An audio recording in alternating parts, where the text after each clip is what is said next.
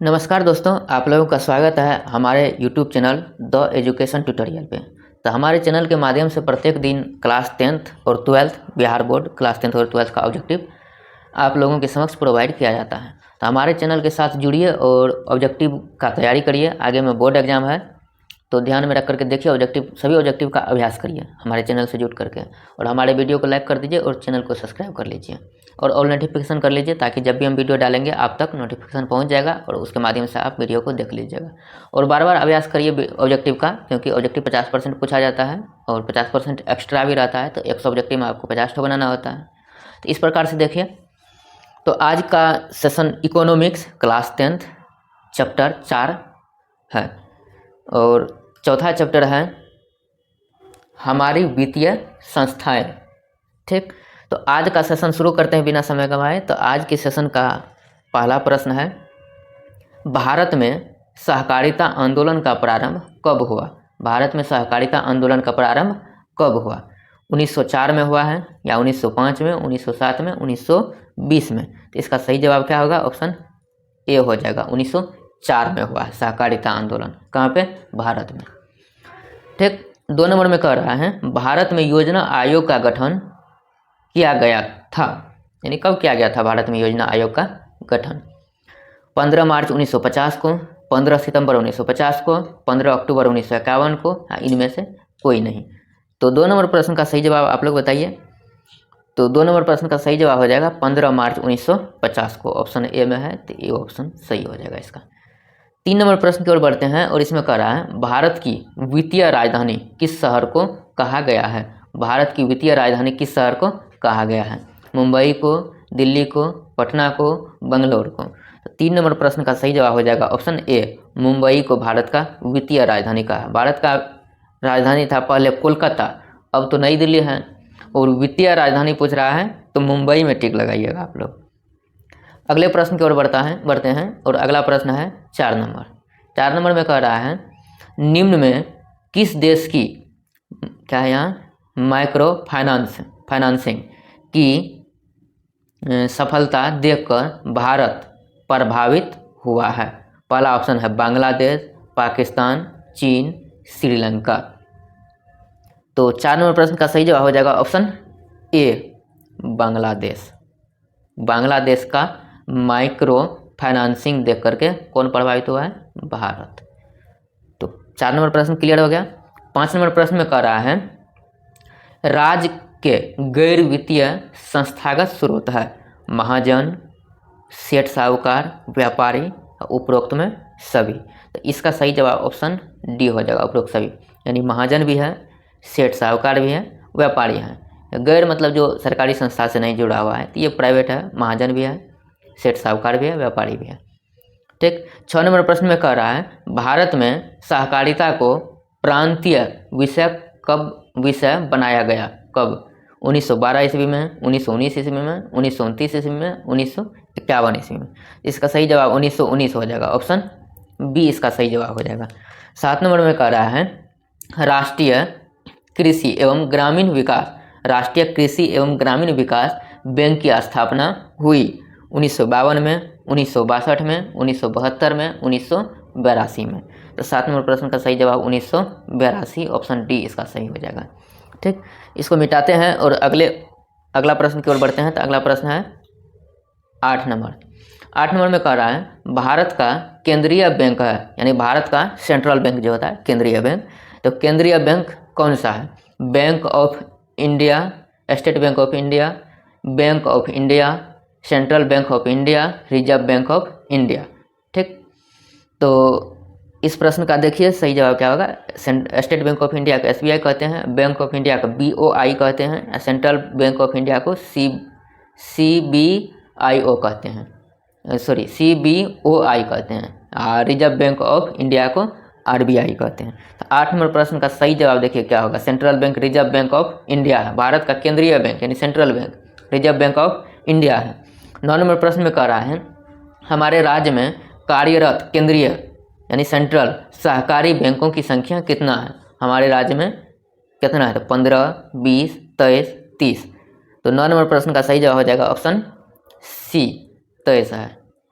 ठीक, उसके बाद 10 नंबर प्रश्न में कह रहा है अभी देश में कार्यरत क्षेत्रीय ग्रामीण बैंकों की संख्या है, देश में पूछ रहा है, तो 180, 185, 192, 83। तो 10 नंबर प्रश्न का सही जवाब ऑप्शन डी हो जाएगा, 83। 11 नंबर प्रश्न में कह रहा है reserve bank of India reserve bank of India का मुख्य कार्य क्या है, कौन सा कार्य करता है?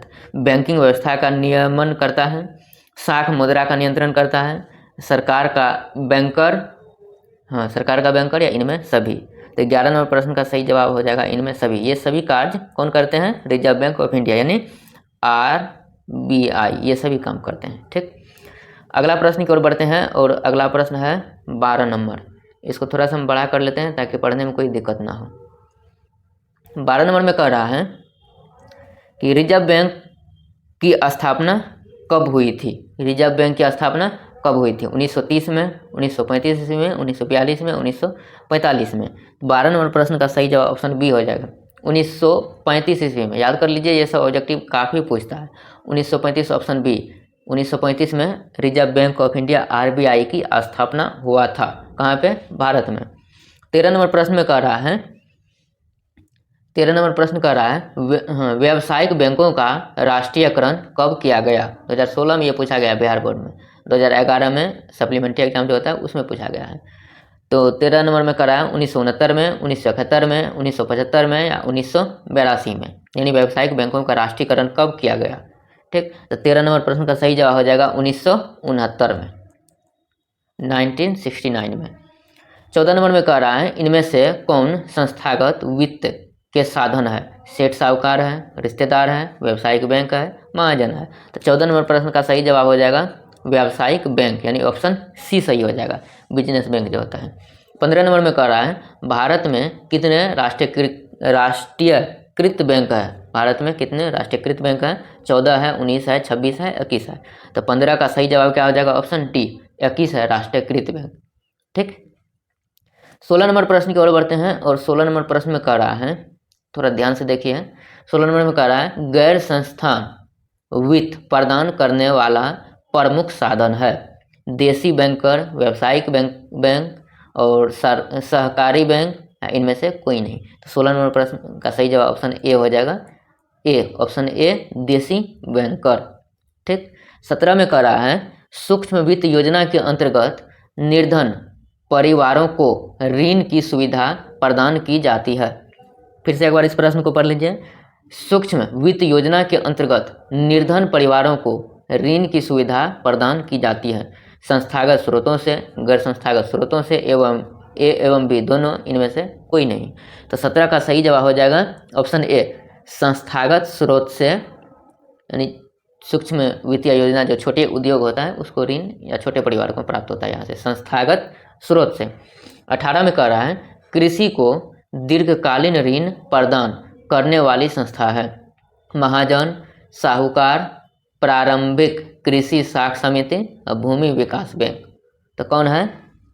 तो 18 नंबर प्रश्न का सही जवाब हो जाएगा ऑप्शन डी, भूमि विकास बैंक। ठीक, देख रहे हैं आप लोग ध्यान से। 19 नंबर में कह रहा है सरकारी वित्तीय संस्थाएं है, इनमें से कौन है? पंजाब नेशनल बैंक सरकारी वित्तीय संस्था है, या central bank of India, Allahabad bank, या उपरोक्त में से सभी। तो 19 नंबर प्रश्न का सही जवाब ऑप्शन डी हो जाएगा, उपरोक्त में से सभी। पंजाब नेशनल बैंक भी, सेंट्रल बैंक ऑफ इंडिया भी, इलाहाबाद बैंक भी सरकारी वित्तीय संस्थाएं हैं। ठीक, 20 नंबर प्रश्न की ओर बढ़ते हैं और 20 नंबर प्रश्न में कह रहा है भूमि विकास बैंक किस प्रकार का ऋण प्रदान करते हैं? अल्पकालीन ऋण, मध्यकालीन ऋण, दीर्घकालीन ऋण, इनमें से सभी। तो इसका सही जवाब ऑप्शन क्या हो जाएगा? इसका सही जवाब दीर्घकालीन ऋण, ऑप्शन सी इसका सही जवाब हो जाएगा। ठीक, उसके बाद 21 नंबर प्रश्न में कह रहा है केंद्रीय सहकारी बैंक का गठन होता है ग्राम स्तर पर, जिला स्तर पर, राज्य स्तर पर या राष्ट्रीय स्तर पर? किस स्तर पर केंद्रीय सहकारी यानी सेंट्रल सहकारी बैंकों का संगठन होता है?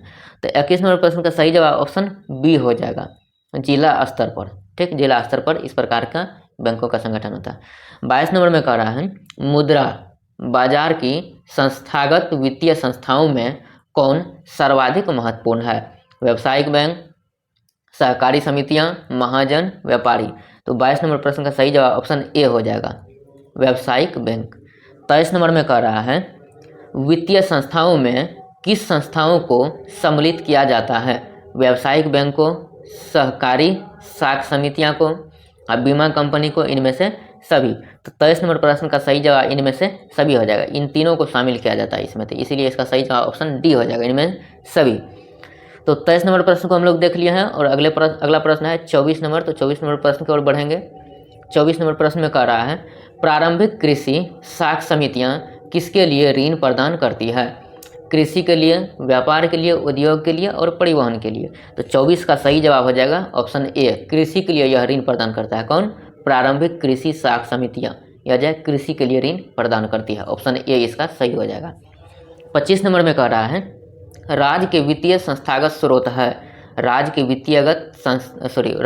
वित्तीय संस्थागत स्रोत है नाबार्ड, सहकारी, उसके बाद सहकारी बैंक, उसके बाद क्षेत्रीय ग्रामीण बैंक, उसके बाद उपरोक्त सभी। क्षेत्रीय ग्रामीण बैंक जिसको गाँव घर में अपने लोग उत्तर बिहार ग्रामीण बैंक बोलते हैं, वही। तो 25 का सही जवाब ऑप्शन डी हो जाएगा, उपरोक्त में से सभी, यानी कि सहकारी बैंक भी, नाबार्ड भी, क्षेत्रीय ग्रामीण बैंक भी। 26 नंबर प्रश्न की ओर बढ़ते हैं और इसमें कह रहा है 10वीं पंचवर्षीय योजना के अनुसार बिहार में कितने प्राथमिक सहकारी कृषि साख समितियां कार्यरत है? ठीक, 4254, 6842, 7284, 9415। तो 26 नंबर प्रश्न का सही जवाब ऑप्शन बी हो जाएगा, 6842। 27 में कह रहा है भूमि विकास बैंक निम्न में किसके लिए ऋण मुहैया करता है? ट्रैक्टर के लिए, ठीक है, ट्रैक्टर के लिए, पावर प्लांट के लिए, पंपिंग सेट के लिए, उपरोक्त में से सभी। तो 27 नंबर प्रश्न का क्या कहना है? भूमि विकास बैंक निम्न में से किसके लिए ऋण प्रदान करता है, यानी कि वह लोन लेकर के, वह रुपया लेकर के आप कौन कौन सी कार्य कर सकते हैं? तो 27 नंबर प्रश्न का सही जवाब ऑप्शन डी हो जाएगा, उपरोक्त में से सही, यानी कि आप ट्रैक्टर भी खरीद सकते हैं, पावर प्लांट भी लगा सकते हैं, पंपिंग सेट भी लगा सकते हैं। देख लीजिए ध्यान से। 28 नंबर प्रश्न में कह रहा है बिहार में क्षेत्रीय बैंक की कार्यरत शाखाएं हैं, ब्रांच जिसको बोलते हैं। तो बिहार में क्षेत्रीय बैंक की कार्यरत शाखाएं हैं 115, 205, 221, इनमें से कोई नहीं। तो 28 नंबर प्रश्न का सही जवाब ऑप्शन सी हो जाएगा, यानी 221। 28 नंबर प्रश्न का सही जवाब क्या हो जाएगा? ऑप्शन सी हो जाएगा। तो अगला प्रश्न की ओर बढ़ते हैं और अगला प्रश्न की ओर बढ़ने से पहले आप लोग अगर हमारे चैनल पर पहली बार आए हैं तो हमारे चैनल को अवश्य सब्सक्राइब कर लीजिए। बहुत बेहतर कंटेंट हमारे यूट्यूब चैनल के द्वारा दिया जाता है। तो ऑब्जेक्टिव का अभ्यास करिए और बोर्ड एग्जाम के व्यू से काफ़ी अच्छा ऑब्जेक्टिव है और यही सब ऑब्जेक्टिव बोर्ड एग्जाम में पूछा जाता है, हम कहीं बाहर से नहीं लाए हैं, यह सभी ऑब्जेक्टिव बुक में दिया हुआ है। तो इसी सब चीज़ को देख करके आप अभ्यास करिए और बुक को भी एक बार पढ़ लीजिए, अच्छा रहेगा आप लोग के लिए और बोर्ड एग्जाम में काफ़ी बेहतर अंक आएंगे। तो हमारे चैनल को सब्सक्राइब कर लीजिए और वीडियो को शेयर कर दीजिए एक दूसरे फ्रेंड में। तो 29 नंबर प्रश्न में कह रहा है सूक्ष्म वित्त की सुविधा निम्न में किसे दी जाती है? ऊंचे साहूकारों को, छोटे छोटे तबके के लोगों को, बड़े तबके के लोगों को, या इनमें से कोई नहीं। तो 29 का सही जवाब क्या हो जाएगा? ऑप्शन बी, छोटे छोटे तबके के लोगों को सूक्ष्म वित्त की सुविधा दी जाती है। 30 में कह रहा है सहकारिता साख समिति विधान कब पारित हुई? ठीक, कह रहा है 1904 में, 1906 में, 1910 में, 1912 में। तो 30 का सही जवाब ऑप्शन ए हो जाएगा। जल्दी जल्दी बता रहे हैं ताकि आप लोगों का समय नष्ट ना हो और जल्दी ऑब्जेक्टिव को सीख जाएंगे और आगे दूसरा चीज़ आप पढ़ें। तो 1904 ठीक सही जवाब हो जाएगा इसका। 31 में कह रहा है अर्ध सरकारी वित्तीय संस्थाएं हैं क्षेत्रीय ग्रामीण बैंक, बिहार राज्य कोऑपरेटिव बैंक, उसके बाद है ए एवं बी दोनों, इनमें से कोई नहीं। तो 31 का सही जवाब हो जाएगा, 31 का सही जवाब हो जाएगा ए एवं बी दोनों, यानी क्षेत्रीय ग्रामीण बैंक भी, बिहार राज्य कोऑपरेटिव बैंक भी। 32 में कह रहा है सूक्ष्म वित्तीय संस्थाएं में निम्न में किसका सराहनीय योगदान है? ये क्या है? यूनुस, मोहम्मद इकबाल, यहाँ मोहम्मद भी पढ़ लीजिए, शेख महबूब, इनमें से कोई नहीं। तो 32 का सही जवाब ऑप्शन ए हो जाएगा, मोहम्मद यूनुस। 33 नंबर प्रश्न की ओर बढ़ते हैं और 33 नंबर प्रश्न में कह रहा है राष्ट्रीय वित्तीय बाजार के महत्वपूर्ण अंग है भारतीय मुद्रा बाजार, भारतीय पूंजी बाजार, ए एवं बी दोनों, इनमें से कोई नहीं। तो 33 का सही जवाब ऑप्शन सी हो जाएगा, भारतीय मुद्रा बाजार भी और भारतीय पूंजी बाजार भी, ये दोनों ऑप्शन सही हो जाएगा। तो इसीलिए ऑप्शन सी में दिया हुआ है ए एवं बी दोनों। ठीक, उसके बाद 34 नंबर प्रश्न की ओर बढ़ते हैं और 34 नंबर प्रश्न में कह रहा है भारतीय पूंजी बाजार मूलतः पूंजी उपलब्ध कराती है, अल्पकालीन, मध्यकालीन, दीर्घकालीन, इनमें से कोई नहीं। तो 34 नंबर प्रश्न का सही जवाब ऑप्शन सी हो जाएगा। क्या हो जाएगा? दीर्घकालीन। तो हमारे चैनल को सब्सक्राइब कर लीजिए और वीडियो को लाइक कर दीजिए और दूसरे में शेयर कर दीजिए। आज के लिए इतना ही। तो इसका अभ्यास करिए आप लोग बार बार देख करके। बहुत बहुत धन्यवाद।